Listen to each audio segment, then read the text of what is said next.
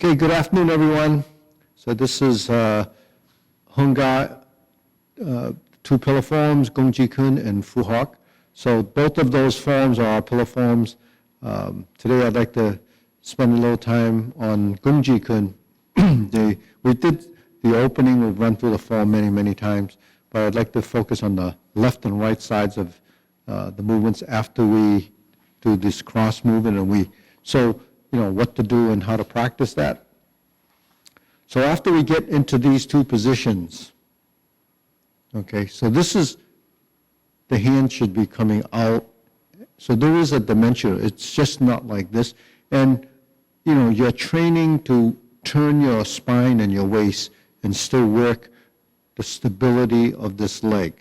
Now when you step up, Song Gong Siu, the double block, then you go 1, 2, 3. Sit back, diagonal strike, step up, double block. Drop your elbow, pull back, double back fist, song kwa che, right? Cross hands, cutting hand. Step up, thrust to the throat, right? So we're here. 1, 2, 3. Now we're like this. So this is up near the here, not down here. Then you turn, drop your elbow, and push. Make a fist. This comes up to here. This comes across to here. That's your middle block, protecting this side. This goes like this. 1, 2. So this hand should be directly behind you. This should be just about where the temple is. Do not cross your center. Okay. Then you would do the uppercut. On the other side, you would turn 1, 2, 3. Sit back, 4. 1. Drop your elbow, double back fist. Cutting hand, step forward, thrust. Open, push. Make a fist, 1, 2, 3, 4. 1, 2, 3. Okay, so those are the two sides. It's pretty balanced. This, one on each side, and then you have your double blocks. So here the double block is like this, okay? One mistake I think a lot of people do is when they go into leads, they think it's like this. It's not really like, you have to use your forearm as a bridge. This is a low block. This is follow up. So the important thing is that final position. When you go from horse stance to leaning stance, you have to be structurally sound. Okay? Middle block. So you have two movements here. When you come up and down, that's just like in cloud hands when we do Tai Chi. But the thing is, it's a technique. The hands, where you have a middle block, and then it comes here. So those are essentially creating the next position from another position. So your pre-position becomes the following position. So that's teaching you to respond from where your next movement's going to be. So each one of the positions has to be very precise. This is in front of your forehead. This is in front of your sternum or the solar plex. Okay? This should be here. See, my elbow is not here. It's not up like this. Okay? You might look in the books of maybe Lam Wing or some other people, they look like it's like this. Why would you block it like this? Look at how exposed you are here. It has to be here. Maybe the person that drew the pictures might have not understood the position. So you have to understand, the practicality of the position and the movement to know that what are you doing? This is your space. This is my space.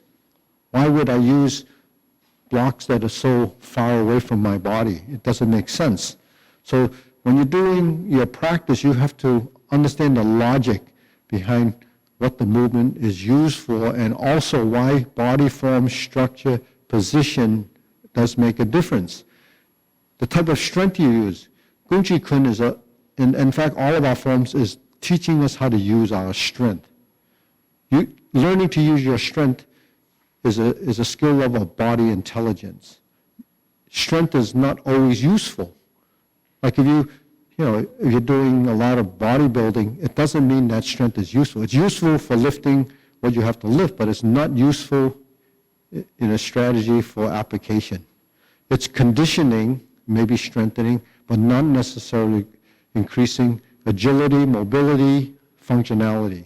Those things are not part of just being strong. So a bodybuilder looks good, you can see all the ripples in the muscles, but that's not their purpose. Not taking away anything from what they do, that's their training, and that's the style of what they do. It's posing and positioning. We pose, we have position, but our posing and position is used to define our structure, the strength and weaknesses of our posture. So when we're in a position, you will know that there's a consistency of all of those actions. When I'm like this, or I'm like this, why is it when my hands come, there's a consistency of structure? It's always the same. This is something built over time. I've been doing this a long time, so I don't really think along these lines as that I have to line all these in. That happens when you're learning in the beginning, because when you're learning in the beginning, you don't know where your hand's supposed to be. So it's up to your teacher or you to develop that understanding. If your teacher doesn't fix it, you might be able to fix it over time based on your experience and your discovery of how it should be. So Kung Chi Kun as a traditional form, all of those things are part of your framework. And when it's taught, you would know, like your dragon claw, your chun kill, all of these positions are always there. That's just part of the course.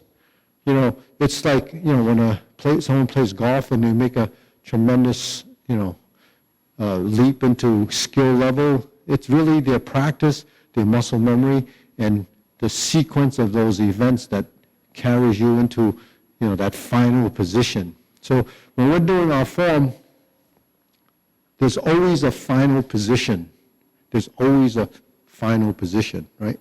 When you cross, there's a final position. And then, so those are what a body form is. The body form is your final position. The transition is what would vary based on how integrated your body is, how stiff this is relative to how it should be. So when you learn and you practice, when you practice the movements, it doesn't have to be always lots of power. You have to define the movement so that when you come through your posture, that you have structure and consistency over and over again. So when you're doing your movement,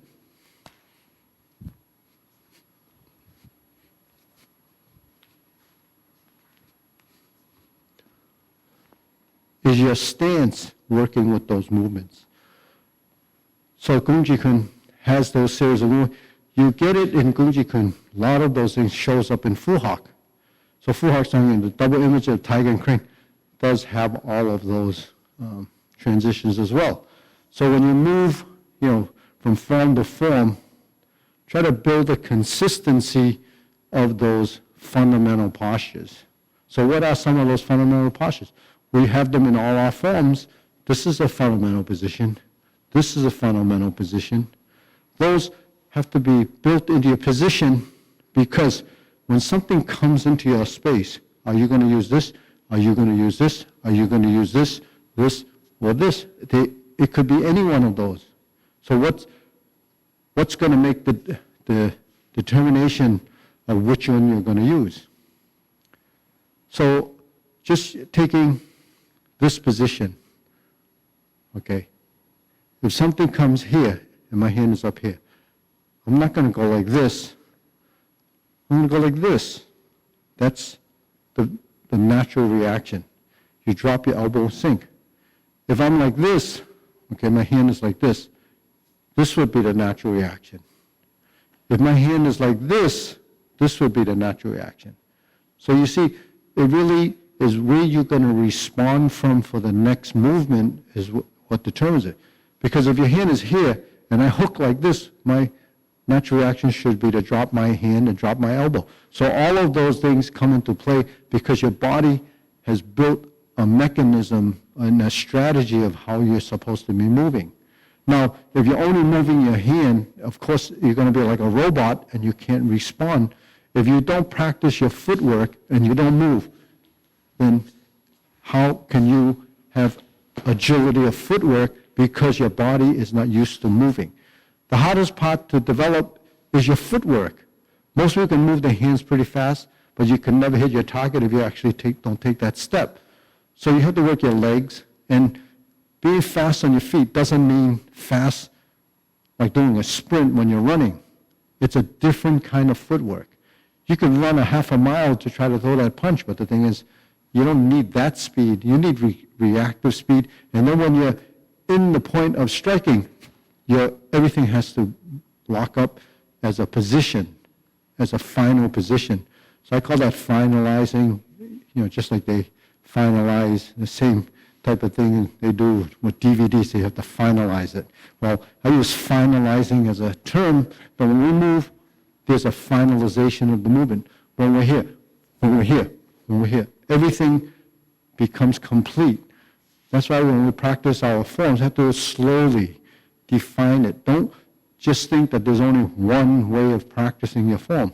Your form is just a bunch of movement for you to review and to go through. So that's what the most important part of learning form is. There's a lot of controversy as to whether you need form or other styles are more practical. It's true, in the beginning stages, everybody is probably the same. So if you're practicing blocking and striking right away, you're going to be more effective. But if you're limited to the number of movements that you have, then that's as good as you can get. So you have to develop a diversity of movement, a diverse set of movements. You have, a lot more information to draw off of. Your repertoire of technique is going to be much more vast. So that's why something like Hungada has vast transitions and long forms. There's really a value to that. It does take longer to develop the coordination and the timing because you're going through this whole process. But the end game is that you will have much more knowledge and information in the long run. In the short run, maybe not. I mean, just an example, everyone knows Bruce Lee, and everyone heard of Jeet Kune Do, but why did his system hard to pass on to another generation? Because although his skill level, even that could be questioned based on people that have trained a long time, is a high skill level, but at the same time, he drew off of so many things that it isn't really organized and systematized. So you can't really pass a system on like that and let everybody keep drawing off of things that they think it needs to make it better. So it becomes kind of dysfunctional in a way. So to really pass on something, you need roots and sort of the inheritance of the next generation. So you can pass these form on. And it has a structure, has a recognition, sort of like classical music. So when we do Gungji Kun or Tiger Crane, everybody knows that has studied it. And if you pass that on, that's what we have to preserve. The ideas within those forms and what else there is to offer. Now, the cover hand is also a fundamental. And all the cover hand is a block. It's the same thing as this, but taking it to another level of interpretation. So when we're here or here, really no difference. Cover, if I go like this, it's that. If I cover and I pick, it becomes that. So there's a combination. This is a technique. This is a technique. This is a body position. This is a body position. This is a body position. This is a body. So everything stems from what your body has learned over time. So, when does that happen? It happens as a course of your practice, how often you practice, how long you practice. It's all a function of time, as the main element, and the information that you feed your body and the information you feed your brain so that your body can evolve. If you don't have anything to evolve with, that's where it stops. But you have to use something as your guideline. So your form is that. It's your book. You have to go to your book. You have to read that book from, beginning to the end, and then go back and read it again and read it again. But not in a sense reading it, but take what's valuable inside and then discover what's, hidden inside that form, which is really your movements at a camera. The transitional side of it is something that you need some guidance and some tutoring to get you to understand some of those nuances, because if you don't see it, it takes you much, much longer to develop. So, when I do this and I do this movement, I want you to at least capture the image of that movement so that when we're here, you have the idea of what is happening there. When you do a sun punch, you can see when you turn and you execute that all of your positions have to stop together and you have a final position. It's not here. So something happened there. So if I'm here and I turn and I do that, that's almost like a leaning stance. There's a drop stance, you're here, but it's not like that. You have to turn to that position there. So that when you're here, the same thing has to happen. So all of the quadrants, all the pieces in your body has to sync up and develop that single punch. And then when you develop that, or even a chop here. Here's your chop to the neck here, and this is your grab. This is up here, this is down here. So you can see it's just an adjustment between this framework. So that's your frame, your structure. There's a big frame, there's a medium frame, and a small frame. So all of these things eventually make sense. And the framework and the size of the movement is really reference to your body based on where your center line is, your shoulder width, and your body form. So your body has to turn and accommodate the direction of those movements. So the elbow that we have here, is the same elbow. When we roll, this is using your shoulder. So in Tai Chi we call it a shoulder stroke, but this is the same shoulder stroke, and it's also part of your transition. So trapping hand, this elbow, this is really rolling into a position and then coming around and then striking. So when your elbow roll, that becomes the next movement. If it's short, if it's big, it becomes big, small. In Fu Hak, we have those two transitions. One's smaller, one's bigger. The execution, the timing really has to do how are you moving your shoulders, your elbow, your hips, your knee, your ankle, all of those things. So those, all those parts of your body have to sync up to create the harmony and movement. So that's balance and control of your transition. Now, the other thing that you develop tremendously is the coordination between the two sides and where the secondary hand is. I call secondary hand. When I'm like this and this becomes that, that's a secondary hand. If I'm like this, that's a secondary hand. When you hit like this, that's your secondary hand. The secondary hand is the support hand to the primary hand, and they have to balance each other. They can actually switch roles, becomes the primary and a secondary, and then a secondary to the primary, depending on whether it's offensive or defensive. So that relationship can change and flip-flop, on a dime, depending on, what's going to happen within the situation. So like this movement can be a block, right? So when you go like this, and you go like this, that becomes a strike. So this becomes a strike even to the upper body.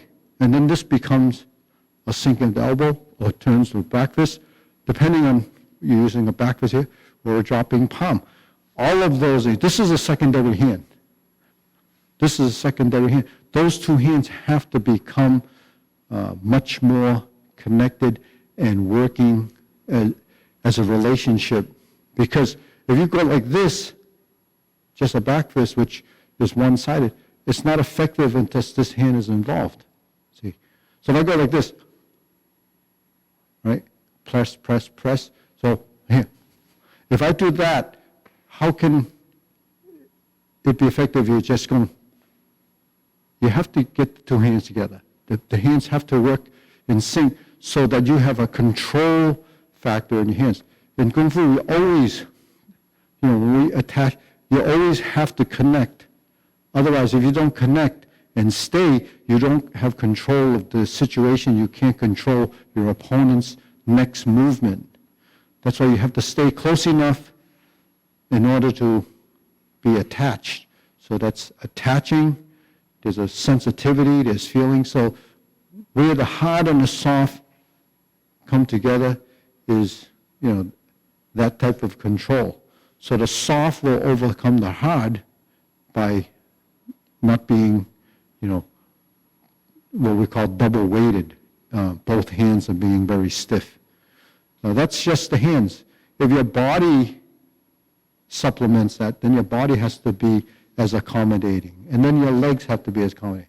So what's the most difficult is when people go into a stance and they cannot sink into the stance. That's a floating stance and not in the stance. So that's really another level of discussion.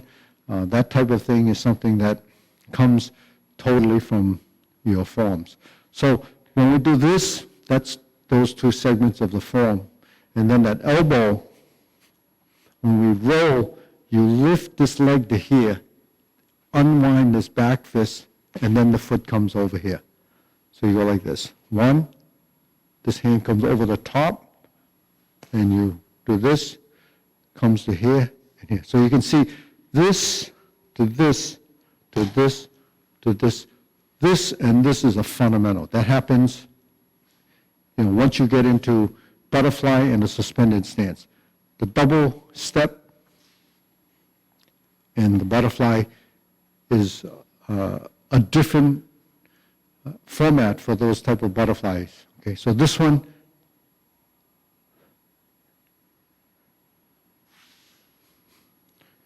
is, one version of it. That's from a suspended position. And the difference is that one is applied using it, and you're going in this way, and you notice there's two different positions. When you're on the same side, it happens with the double step. If you're on the single side, it happens with the single leg. So that's a variation of the butterfly palms. So those, it's really kind of advice, but it's also how, traditional martial arts practitioners practice.